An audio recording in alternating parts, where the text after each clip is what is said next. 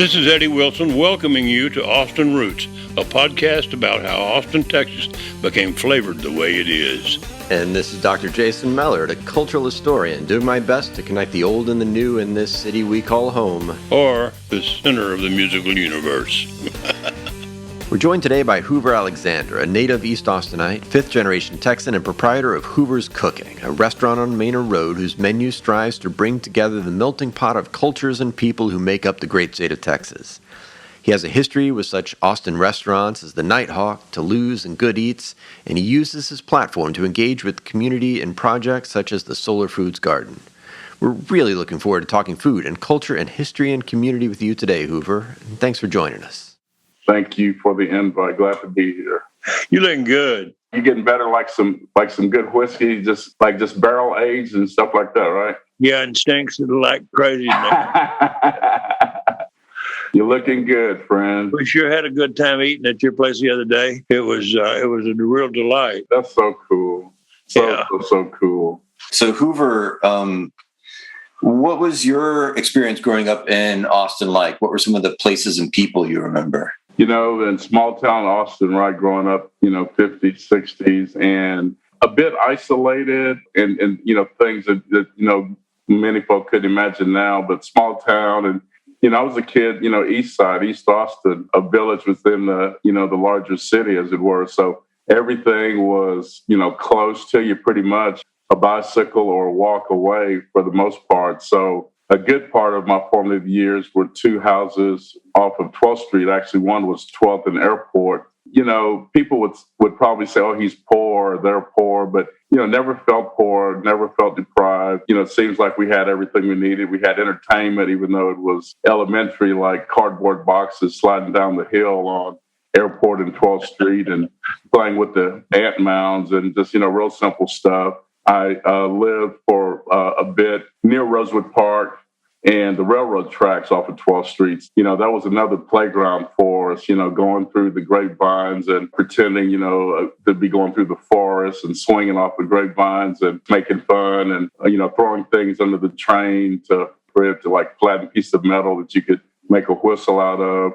East Austin, a small village, man. So the things that, were part of the neighborhood, there's a little grocery store on Chestnut, where Roland's Soul Food is at now, Thompson's Grocery, walk up the street and, take $1 and get, 50 cents of this and 25 cents of summer sausage and some crackers and some cheese. When you wanted to shop big, that'd be the drive to 12th and I-35, the Safeway, that was there. Yeah. But, everything was close. The Harlem Theater was a walk up the street. The restaurants were, most of my memories of barbecue joints. And, it seemed like half of them were kin to me somehow. There was B.L. Howard and Howard's and Fowler's. And those are the places, we could walk to or bike to. We had Rosewood Park to walk to. My grandmother lived in the shadows of Rosewood Park and, Gibbons Park down the road. Again, mentioned 12th Street and 11th Street. So those were, walks and bike rides to go for entertainment. One of my early memories, my father taking me and my brother to Southern Dinette, those rare occasions where, you would eat out of the house, right? Because, that was a luxury. Most of those early food in that neighborhood were things like Martin's Drive-In, getting a sack of burgers, things like that, going to the Harlem Theater. And basically it was a Sloppy Joe, we called a, chili burger. But all those places were accessible, neighborhood places. We had a creek to play in on a unpaved street called the Short Maple. We entertained ourselves playing with the crawdads, the crawfish, tadpoles. Everything was just like simple, close by. The neighbors knew you, so you had people, if you got in trouble, your mother would hear about it before you got home. So you'd have that series of whippings, lickings. If you did wrong, the church was close. All the social things were close by, the church, the funeral home, and everything in between from, the barbershops, the whole bit. So it was kind of insulated growing up back in those days, kind of a venture to cross over I-35 and head west or, catch the East End bus to downtown 6th and Congress, to get scattered other places. So that pretty much was, the large part of my world growing up until college days. Pretty self-contained community and tightly knit community with sort of the commercial centers along 11th and 12th. Yeah. That neighborhood has changed so much, as we all know, gentrification, especially in the past decade or so. Yeah. One of the things I've noticed in some of the residential streets is it often looks like a lot of them were paved around in the 1970s. Were some of the neighborhood streets not paved before then? A lot of them, including the one I mentioned on Maple, was a dirt road and open creek, black land that's north of what's now MLK. There was 19th Street. The memories of the shotgun houses, relatives and friends, and a lot of those little alleys, roads between now MLK and Manor Road. There was,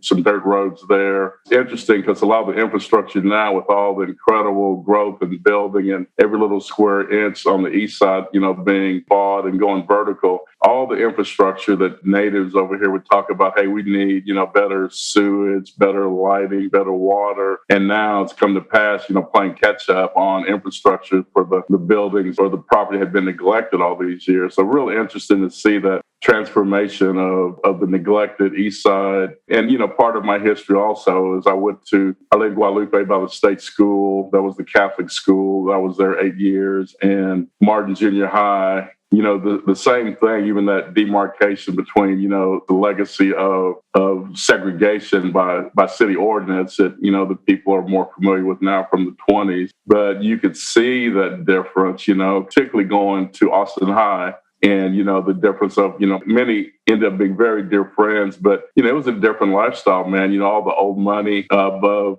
Peace Park, the old mansions and all that. Of course, my black friends at Austin High from Clarksville, that other little enclave, and the memories of, again, just that difference in quality of structures and, infrastructure as far as, dirt roads and the whole bit. It always has been in the sense of, a tale of two cities, and I say that without any bitterness or anything. It's just kind of like, as a matter of factly, that's the way it is. And, I've always, even back then, bought into opportunity if you work hard. So it wasn't like I was hating or jealous. In fact, even back then, I'd hear a lot of my friends express that guilt of, man, I'm struggling and I've got a maid and I've got tutors and I'm making B's and you're packing an armful of books, getting off the bus and making A's. And, it was almost kind of like this reverse envy as opposed to, I don't see you as an advantage, but kind of, Pollyannish naivety, just kind of,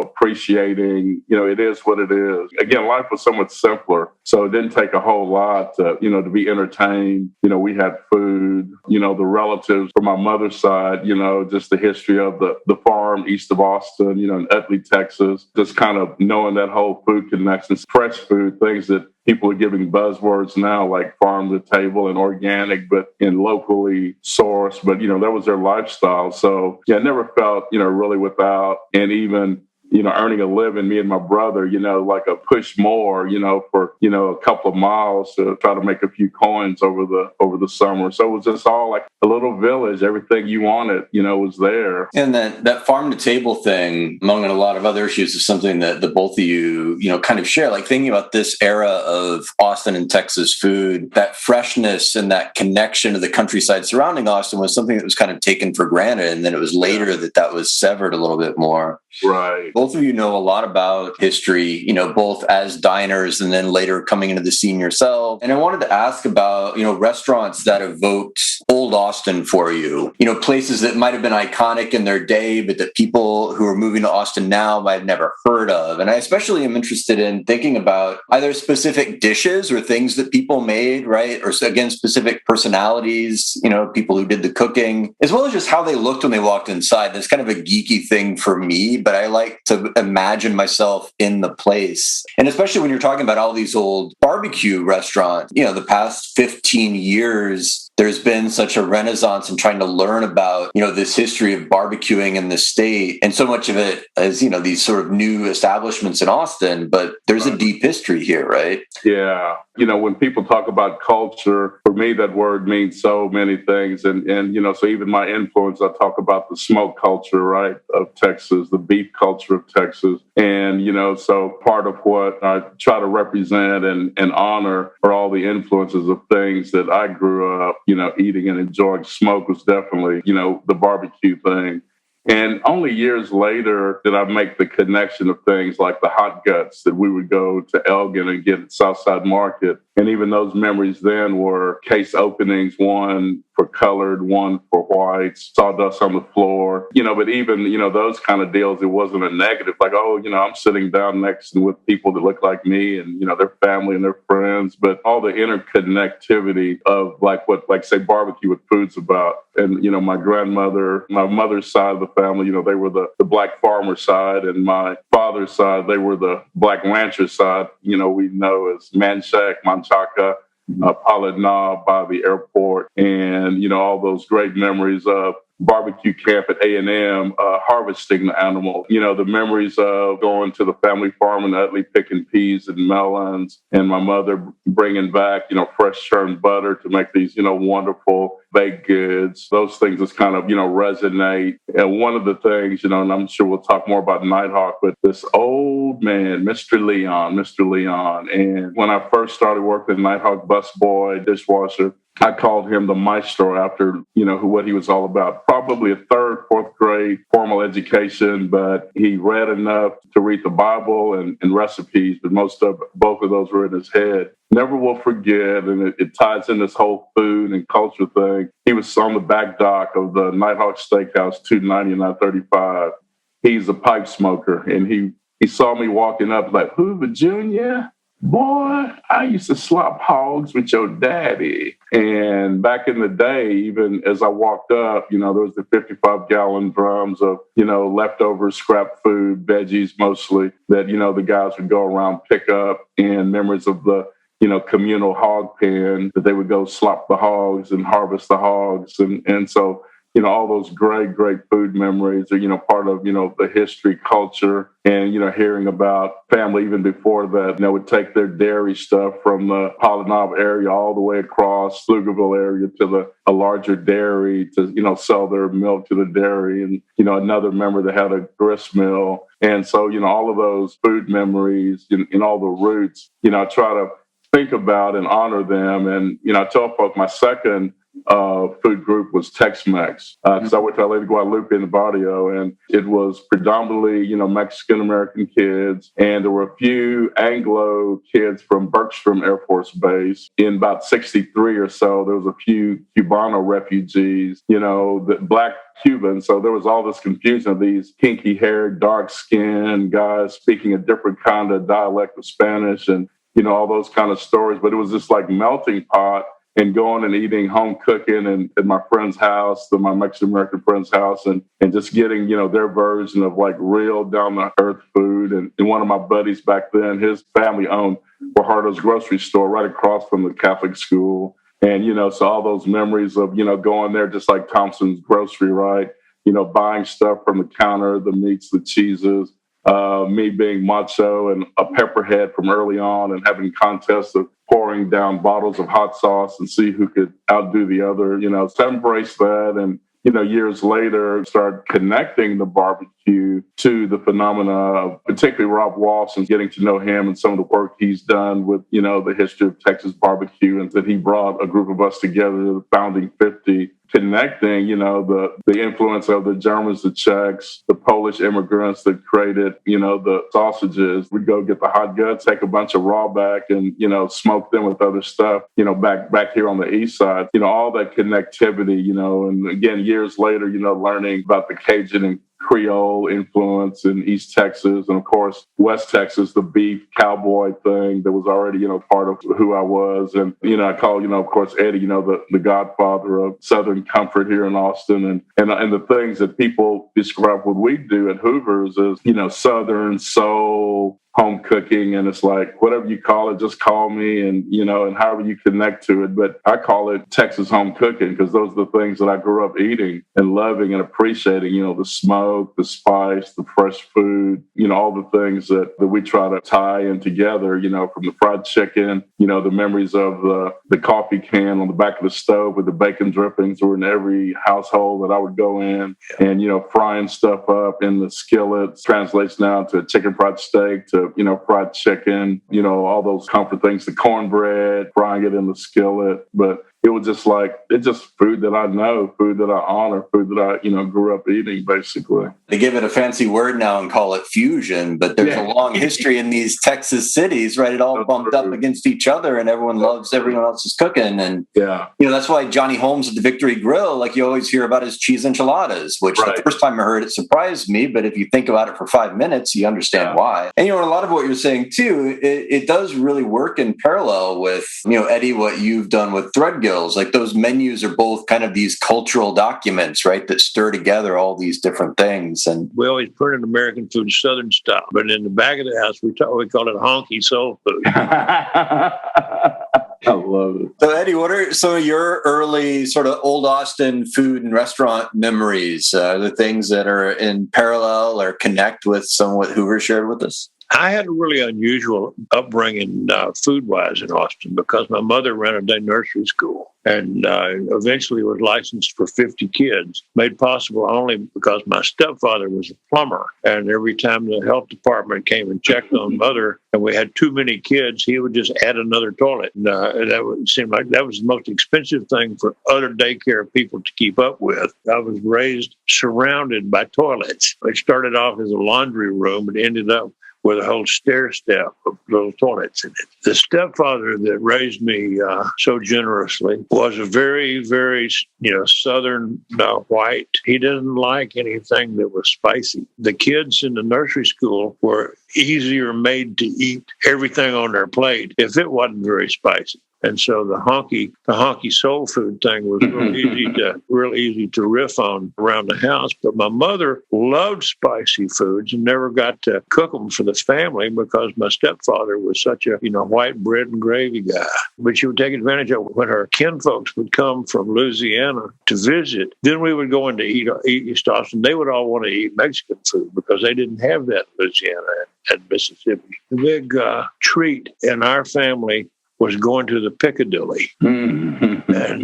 And then sometimes that would coincide with a movie downtown. Of course, finally, Piccadilly was actually from Louisiana, that chain. But it was cafeteria style? Yeah. Mm-hmm. Yeah, the Piccadilly cafeteria. When I was a little guy, you walked behind a wall that, had lots and lots of visual openings through it to get to the line in the cafeteria. But on the other side of the dining room, there was a floor-to-ceiling mirror on that whole wall. And so it looked like the biggest place in the world to me.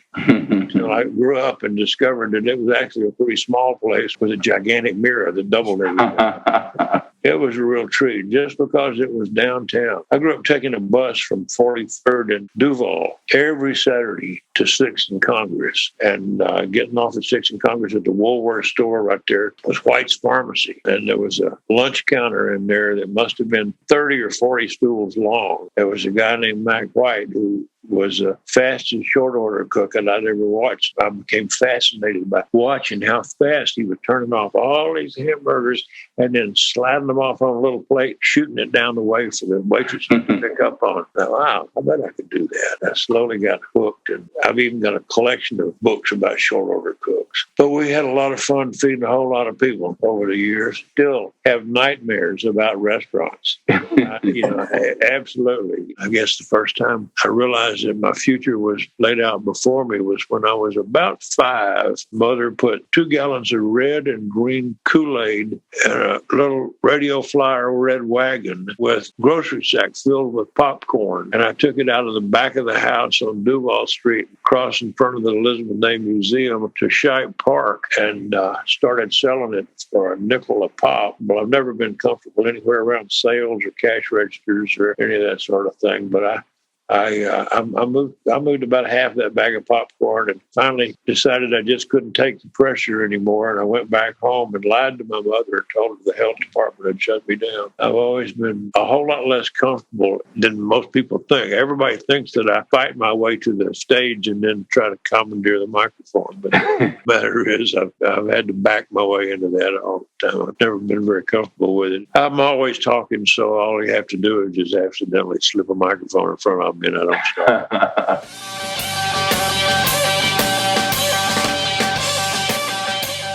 Now, a place that I've heard both you reference over the years is the Nighthawk, and I want to talk a little bit more about that place because it seems to be a pretty influential establishment and the place that it held in Austin history at the time. What was the Nighthawk? Where was it? Who were some of the people involved? I started, and most of my years were at the Steakhouse, number 6 on 290 and I-35.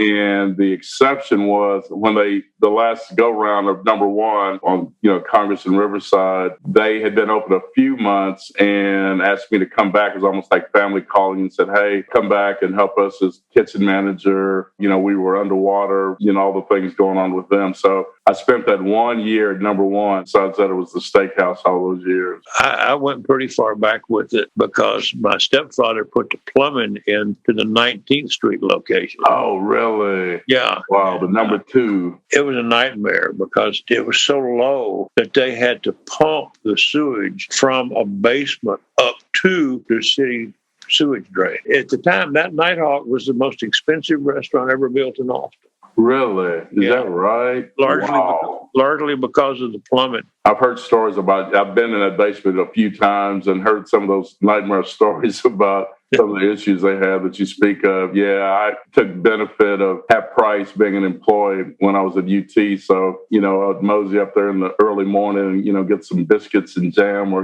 whatever to kind of get my day started, and got to know a lot of those rascals, behind the counter there. Seaboy just popped into my mind. He was the one that popped into my head, and remembering seeing him, he was such a rascal. And so that 1 year at number 1, I got to work with him, and, he was a rascal to the end, man, clowning and working and just, enjoying life. I remember when Seaboy was interviewed at one point after the music business started bubbling over, and there was a whole lot going on at the old Roam Inn. Yeah. Seaboy got interviewed, and it came up, as it frequently did, that he had been working for 30 years at the Nighthawk and 25 years at the Roam Inn. He did a 6 to 2 shift in the morning at the Nighthawk. Yeah. Then he would go home and take a nap, and then work the 6 to midnight shift at the Roam Inn. Yeah. And in this interview, Seaboy says, when asked about how in the world he kept up that pace, he said, all I need is 2 days off in the middle of the week when all the husbands got to work.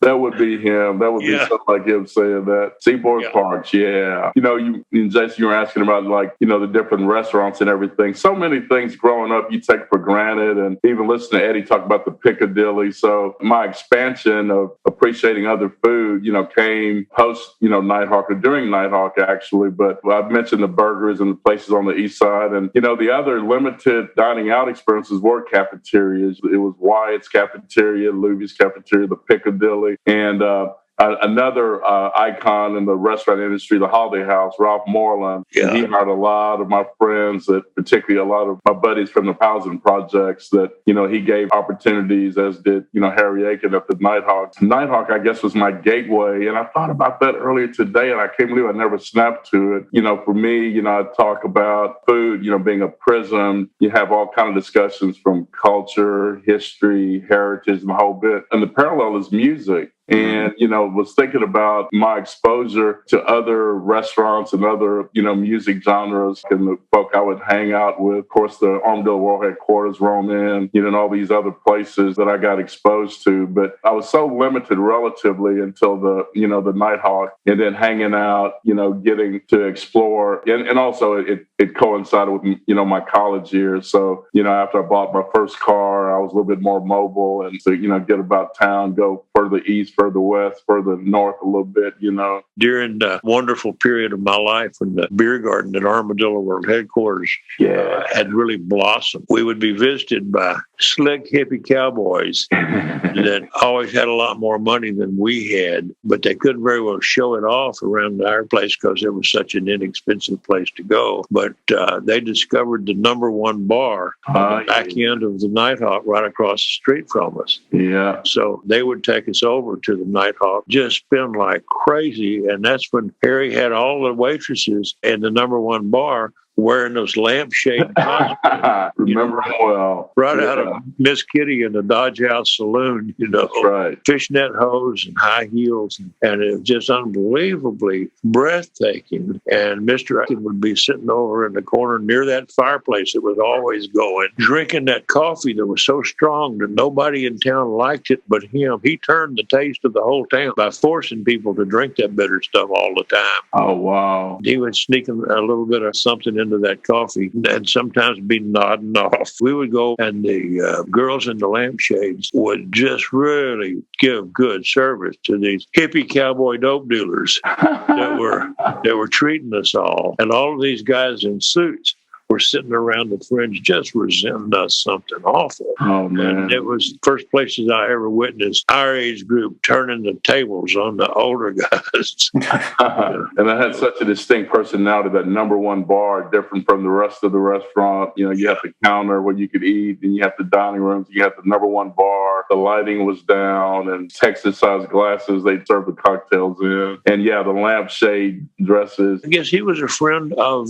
Zachary Scott. Harry and Zachary Scott both at one point had real serious aspirations to be more famous than they were. And there was a whole lot of nod toward the movie industry. Again, when you're in it, when I was at Nighthawk, little, punk busboy, dishwasher, I really didn't have an appreciation until later years of the significance of what Nighthawk was all about. Of course, I knew he was a, one-time mayor, but, after digging into the history and actually had the privilege of doing a few years ago some oral history with some of the old guys still around, record some of the memories of, the things that they had to go through during segregation, Well, he was, and Harry, he led the charge. He was right there in everybody's face. He had black managers and he was what pushed Austin on through integration. And did it with a whole lot of class. He did. And hearing about some of that history in later years, first to integrate the counters for customers, but also, move black people in the front to work in the front and then eventual managers. And one of the oral histories was a Mexican-American woman, Mary Rodriguez, known as Mary Rod. And she expoed at the last Frisco that used to be Jambalaya, that used to be Good Eats Cafe, it used to be Cura's. She was in her 80s, just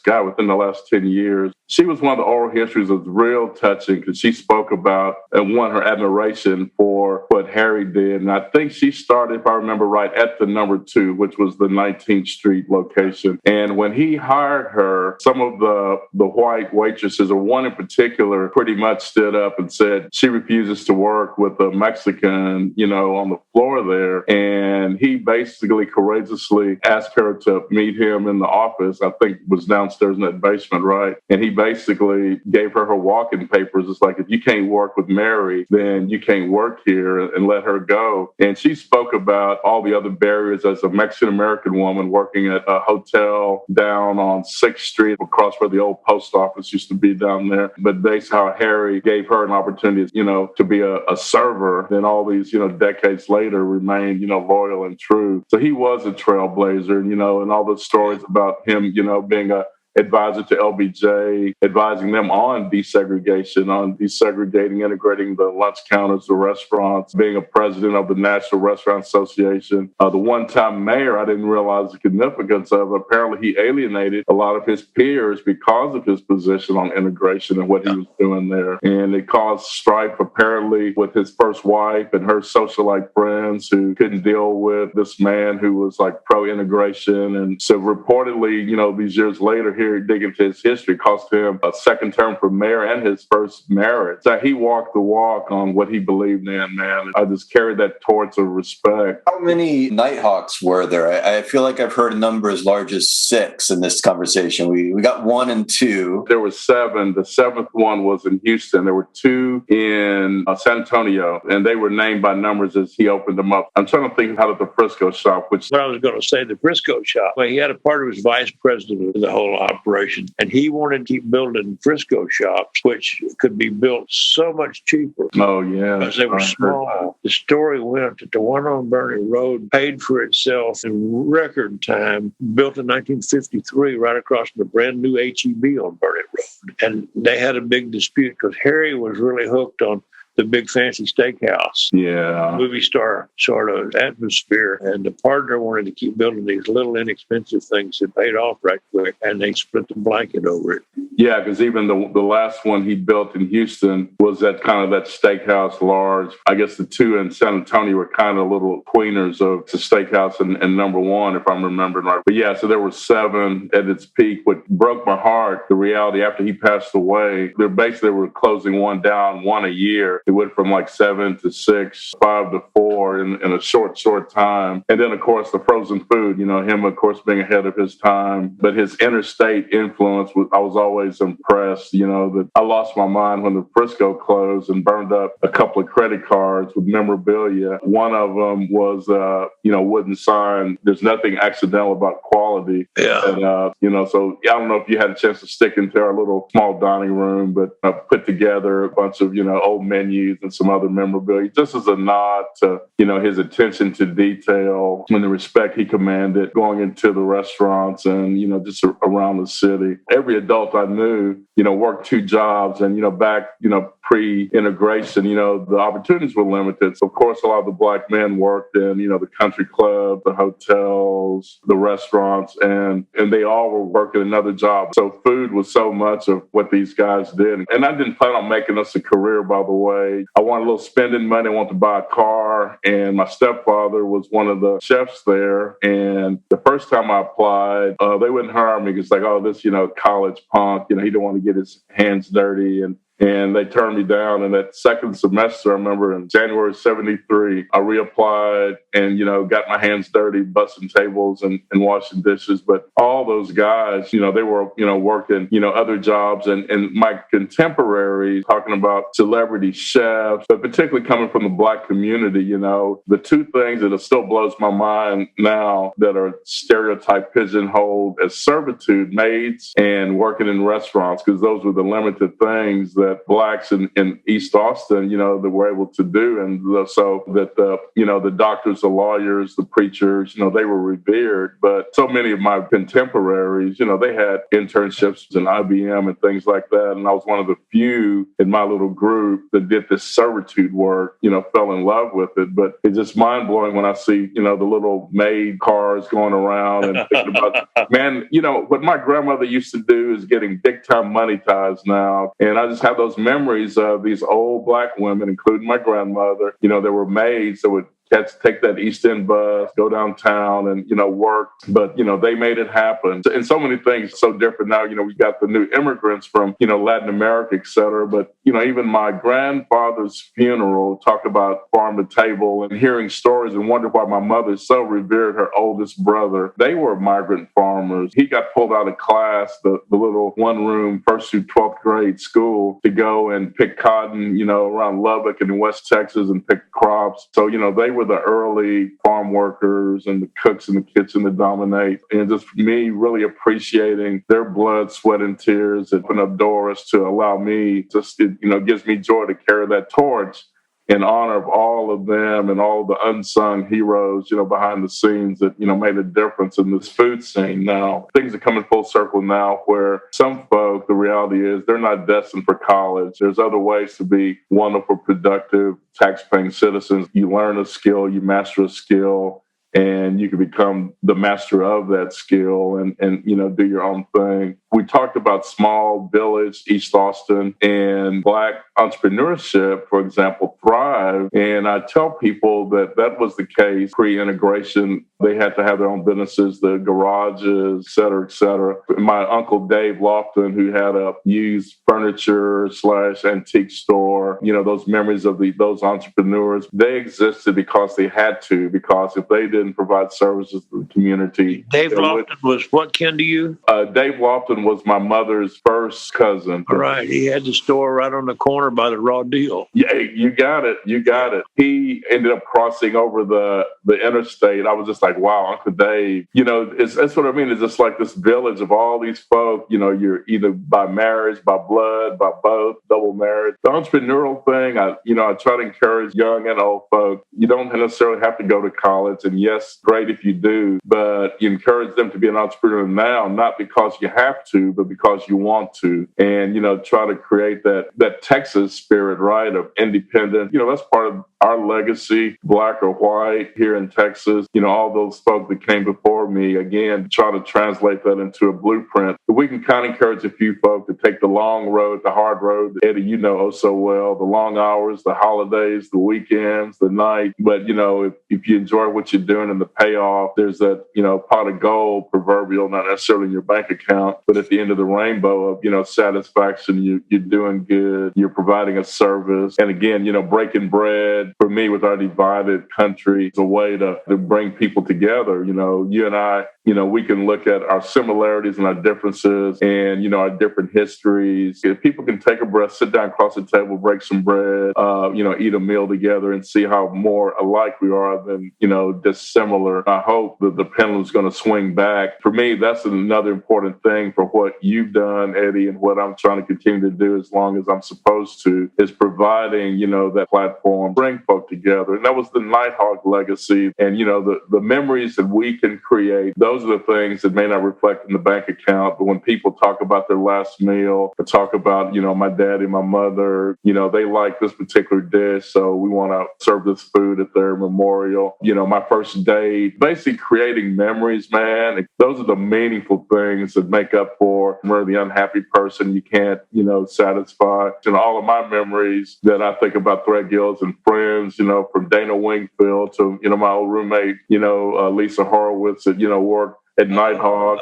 that worked with you. Dana worked with me at St. Canel. But the relationships, memories that I have and, the great meals, but also the camaraderie and friends that I knew, man, there's no replacement for those, man. They can't be stolen, burned down. I can carry them in my heart, in my brain, as long as I can retain them. That's what's meaningful to the Threadgill legacy, to the Nighthawk legacy. It's true that the same way that y'all talk about the Nighthawk and its impact in the city during its heyday, and most people who've been in Austin for any considerable length of time have some connection to both of your establishments and some stories about both of your establishments, both as diners and as people who've worked, with you and in your places. The vast number of people who've cycled through there, those relationships and those communities that these institutions build and those legacies. And Hoover, you articulated it so well. Eddie, you're the other side of this too, thinking about, Threadgills as kind of this completed arc. Do you think much about how you conceive of Threadgill's legacy and how you want people to remember it?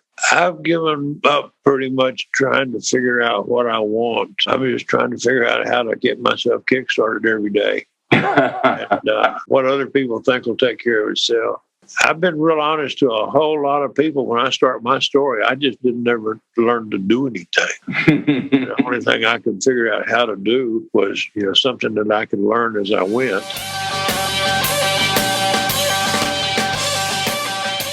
So you're at the Nighthawk, more or less contemporaneous with your time at the University of Texas. Yeah. Can you kind of walk us through sort of the arc between that moment in your career and then founding your own business? What takes you from one to the other? I struggle with what to do in life kind of deal. It's kind of like process of elimination. I had to reconcile, again, dreams of my family, of my mother, of my community. It's really amazing that, I'm a little 17-year-old freshman at UT, and the expectations from the community that brought me up. So what turned the corner for me to pivot to say, okay, do I want to try this or try that? And I realized, I do have some skills. Basically, Nighthawk was my parallel training ground. I literally did everything there possible. In 1977, I withdrew from school and I worked 3 jobs. One was at the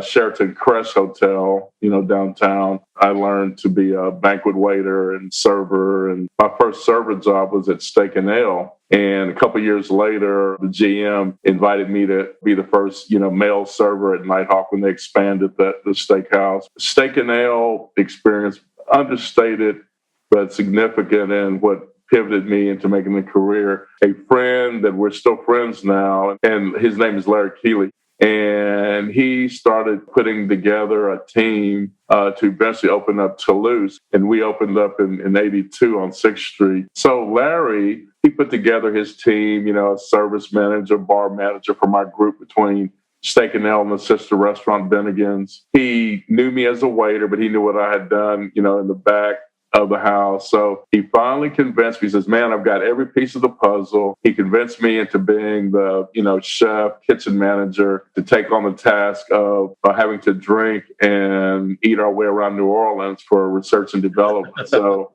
I agreed to do that heavy burden task. But, oh man, okay, I am going to make this career. I've got all these skills. I remember inviting my mother and stepfather and brother to Steak and Ale for a meal and breaking the news to them that their son was going to give a stab at making, his career restaurant and help Larry open up this place on 6th Street, this New Orleans themed restaurant bar. My mother, growing up, all the grown folks, they either worked a second job or went to night school to better themselves. And my mother did both over the years. And she worked her way up through the, electronic industry, ended up at IBM. Her vision was, me working at IBM, 8 to 5 and that whole bit. So I broke it to her. I pivoted into making that decision to make this a career. The road became very winding after that. And Eddie, I know you'll recall the bust around 85 or so when, all the things started crashing and a lot of folk offered to like, hey man, when you're ready to do your own thing, we got money to back you up. And of course, when I decided to leave, Toulouse in 85, no one was around to, support that dream and that vision. It was a winding road working several other restaurants and just keeping that dream alive and not sure of, the way out. One of my buddies from Toulouse and from, the Bennigan Steak and Ale connection, he went to work for Chef Fred. He bugged me for a few months, like, man, they need a breakfast cook. They need a breakfast cook. And I don't even know how to cook breakfast. I've never done that professionally. So I went to work for Chef Fred, learned to breakfast cook. A year later was when Nighthawk approached me to come back and work at the number one they had just opened. So I said, I'll do kitchen management for a year because, the family calls and I can't say no. It kind of worked out, left Chef Fred, went to Nighthawk for a year. Right as that year was up, Chef Fred, they had a couple of other concepts. One was called Good Eats Cafe, that they had a magic contract, with Siegel. At first, they asked me to come as a kitchen manager for one of the Good Eats. I politely said no. A few weeks later, they said, we need to hire 2 GMs. And I had 2 weeks to learn the operation, give Nighthawk, formal 2 weeks notice. And I had 2 weeks to be handed the keys to be GM. And that led into an eventual buy-in to the company. Fast forward to a business divorce, shall we say, in 96. Nighthawk came back into my life. The guy who ended up being my investor partner was a guy that started at Nighthawk as I was leaving. We became friends, but he ended up, the guy that helped, give birth to a Hoover's 2 years later. It was a handshake deal. And then I tell folk, that old school deal is so rare these days. It was nothing on paper, no lawyers involved. And we tore that sucker down. It was a 2-year journey from leaving one restaurant entity to opening up October 98 to opening up Hoover's. And Vernon O'Rourke is his name. Nighthawk just runs through so many storylines for me, from partners and with Hoover's Cooking. We've been just, running and doing the best we can, all these, 22, going on 22 years now. And it's pretty poetic coming back to sort of the northern streets of that East Austin community, right? Like you're not too far from where, was it Robert Shaw had the Stop and Swap? But also it's like this link from the past to the future, because I remember like at the turn of the 21st century too, didn't someone from the Mueller clan had a barbecue spot on that street that Aaron Franklin was? Correct. Aaron reminded me, years later after he had his own place, and he said something alluded to, yeah, just like you, go take these basketballs. I said, how did you know that? He said, I worked at Mueller, remember? And I'm like, oh, God, that's right. You're behind the counter when I run down there and, and patronize you guys. But Manor Road is significant to me because it was another one of those demarcation lines as far as integration. Halloween was this thing that burns into my memory that we would talk about riding our bikes across Manor Road into Cherrywood to get the good candy, upper, middle class, more income, better candy for Halloween. And so, I had friends and family that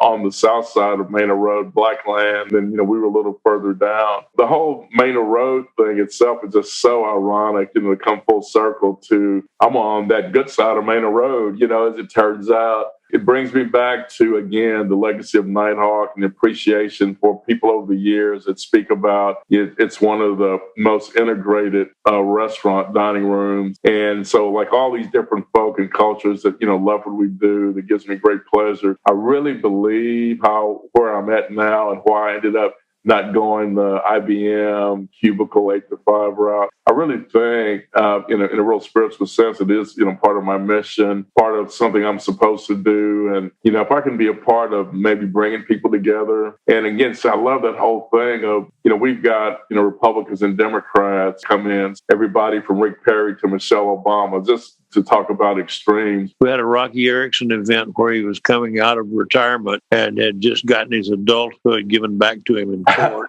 Rocky Erickson was playing when Karl Rove walked in. And Rocky was singing that song about, the devil, let the devil come into your house. Karl Rove walked in, and the sound system just went completely down. They were separated only by Jim Franklin. Oh, man. What an odd mix this is. Wow. I love it. That's the beauty of Austin, the whole legacy, man. I love it. Hey, man, put your swords down. Swords down, forks up,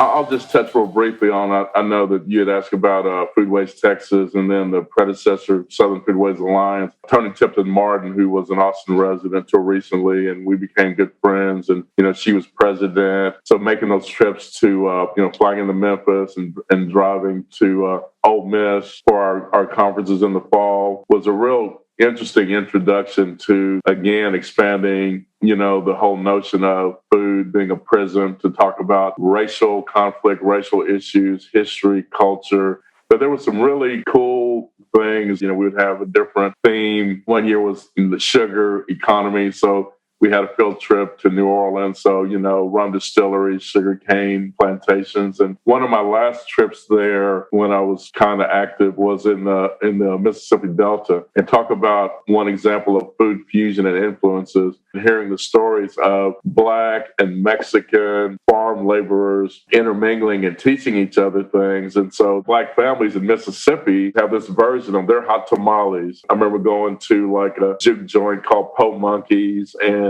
all these discoveries of like this subculture of, the mingling of influences. One cool thing to bring back home was what was happening in Mississippi. They were trying to encourage a lot of the city dwellers to come back and reclaim their heritage and their roots in farming. And there was a co-op of Black women. Their market was an African community in Houston. And I'm like, whoa, how cool is this? Sweet potato greens grown in the Delta, Mississippi Delta, frozen, shipped to Houston for an African community. But it brought home just the whole interconnection of, the diversity of food influences through all these different cultures. One of the first things we did, and may she rest in peace, Virginia Wood, the former food editor of the Chronicle, she was on the host committee that I was on, and we had a barbecue trail bringing these boys here. One of the first events Friday night was blues and barbecue at the Victory Grill. And, I organized barbecue joints from both sides of county line. And, we had the blues music and again, being able to meld music and food and culture. And then the next day, some egghead conversations at the Driscoll with Stephen F. Austin, all the arguments about how Texas ain't part of the South, and, on and on and on. That was Southern Foodways Alliance, but bringing it forward to Foodways Texas, the relationship with Rob Walsh and some of the work he's done on the history of barbecue and all that. But just being able to learn meaningful things through both of these organizations was really an eye-opener, really created an appreciation for simple things that, you love, but you don't analyze like grits. But both of these groups have allowed me opportunities to acknowledge and appreciate all the contributions of so many different cultures, Black, white, all the other ethnic groups that influence, what we just, take for granted today, from barbecue to tamales. What we know now is the food scene, the unsung heroes that brought us there, and, respecting these micro farms, these people that are, really trying to capture, from heirloom seeds, again, harvesting the animals. One thing that popped into my head, and the phrase that I'll spit out is po-po culture. You look at any culture, it's all about finding something that is available to you, making something good out of it. The Cajuns, they, take the whole hog and have a whole day of breaking down, like all these multi-course meals. Waste was verboten. You clean your plate like Eddie was talking about earlier, and just really appreciating the history, the legacy of, my folk, my family, my roots, and then also respecting and appreciating parallel stories of po-po culture. The more that we could think in terms of bringing folk together, again, using food as a prism, music as another one. Both of these, when you look back historically, how they have helped integrate us as a nation, that whole melting pot, and yet, the gumbo, kind of deal where it's broken barriers. Again, a nod to the Godfather, sitting across the way over there, Eddie Wilson, for the influence he's had in both of those prisms that help bind people together. Okay, we got that. When is it time to eat? It just, covered that whole spectrum of what, food is all about. Tying again, the things I've been separated from, my roots and my heritage, my legacy, with some of the folks that I've met through these organizations that are keeping, things, alive and well. And it is still vital and alive. So, it's usually around Juneteenth when you see the trail riding clubs and the parades, and like most of the rest of the year, the trail riding clubs aren't as visible in the urban communities. Yeah. My mother's oldest brother, I mentioned to you, and his house was off of MLK in Greenwood, over there off of MLK. He had a very long lot there, and, he kept, a couple of horses back there, and his son would take them out every now and then and participate in the Juneteenth parade. So he had his garden back there, his horses back there, chickens and the whole bit, talk about urban farming, just, a few minutes from here. So yeah, it's just so connected, more depth of meaning. And it's, such a long span of history, but in other ways kind of short. So I'm speaking to you from my office a few houses down from what was Richard Overton's place, lived to be 112. We did a couple of things with Mr. Overton, the last few years, celebrating and the block parties and stuff, and visiting with him when they bring him to the restaurant. But every time going down Chicon and, turning into now, Richard Overton Street, I look to my right, all those memories of growing up, and it was a relatively deep lot. So when my grandparents built another house, they moved the old house back a little bit. So there was always like two houses within a few feet away. My father abandoned a white Cadillac, probably worth all kind of money now, just sat there for a couple of decades. Yeah, all these memories. And when my grandmother passed, she would put money in coffee cans and bury them. And I remember going by there, seeing that, whatever cousins were looking for those coffee cans. I could see like large gopher holes, shall we say, in the yard. I guess as they were trying to find the coffee cans that maybe she had buried, When I look at and listen to people that, of course, there's problems we have and issues of quality and not, but when I think back on what my great-great, twice-as-late grandfather did, overcame, survived, was successful, I'm like, I ain't got nothing to complain about. I'm good. I need to shut up and bear my little crosses, because if he did all of that back in the day, let me carry on that torch, that legacy of entrepreneurship, help create a future blueprint of, again, things that are possible, legacies, memories, the things that will remain after we've gone. I think are more meaningful and more significant to me as far as my value systems. The Hoovers and Threadgill's names will live on in that way, that we're dealing with these rich legacies here. I have a lot of respect, by the way, for those that have come, behind us that are carrying it forward, expanding the palettes as I've expanded my palette, over the years. This whole restaurant food scene experience that, I just hold very dearly. It's real precious to me. I guess I got pushed all the way to Spamarama, and then I hollered calf rope. I just couldn't get that far. Oh, man. I'd really like to get you over here sometime. I'd love to be able to do that, man. Again, as the clock ticks on all of us, man, and I was realizing the other day, so many relationships in different parts of my life, they've either passed on or moved away. Yeah. But I try to wake up, just, grateful, hopeful, prayerful, another day to figure it out. And, this whole COVID thing, every little thing that we're presented with makes me appreciate, friends, relationships, more than ever, more than material things. So don't take tomorrow for granted. So I don't want to wait too long. We can see each other. We'll be haunting your place. I love it. Sure enough. And we're so very grateful that you would take this time to talk with us. I feel like we've learned a lot about this Austin food history. And for those people listening, where can they find you? Well, as 100+ people a day move into the city, and I try to tell, my coworkers, it's another day to introduce ourselves to folks, some that have forgotten about us and some that never heard of us. Yeah, we're relatively easy to get to a half a mile east of I-35 on Manor Road, 2002 Manor Road. If you Google us, see the hours we're open in a given day or given week. We're there as often as we can and invite people to come on down when they can. Here we go. All right. Well, thanks so much. Y'all, thank y'all so much. And again, I'm grateful, honored to be a part of this. All right.